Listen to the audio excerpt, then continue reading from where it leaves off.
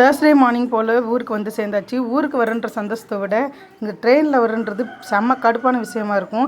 எத்தனை ட்ரெயின் விட்டாலும் இந்த சென்னை டு திருநெல்வேலி வந்து எப்போ பார்த்தாலுமே கூட்டமாக தான் இருக்கும். ஒரு வழியாக ஊருக்கு வந்து சேர்ந்தாச்சு. 6 மணி போல் மதுரை வந்து ரீச் ஆகிட்டோம்.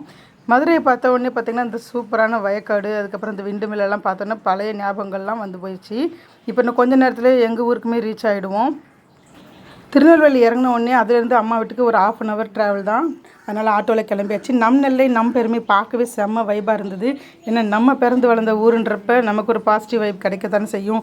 வீட்டுக்கு போனோடனே ஃப்ரெஷ்ஷாக குளிச்சாச்சு. குளித்ததுக்கப்புறமா கண்டிஷனாக அம்மா வாழை இலையில் தான் சாப்பிட்ணும், விரத சாப்பாடுன்றதுனால வாழை இலை போட்டு சாப்பாடு ரெடி ஆயிடுச்சு.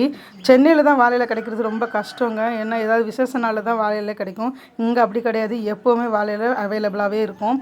எனக்கு பிடிச்ச அவியல், பாப்பாவுக்கு பிடிச்ச உருளைக்கிழங்கு, அப்பளம்னு சொல்லிட்டு கதம்ப சாம்பார் எல்லாமே சேர்த்து அம்மா சூப்பராக செஞ்சுருந்தாங்க. சாப்பிட்டு முடிச்சதுக்கப்புறமா சாமிக்கு தேவையான அபிஷேக பொருள், பரிவட்டம் இது எல்லாமே வாங்க போகணும்.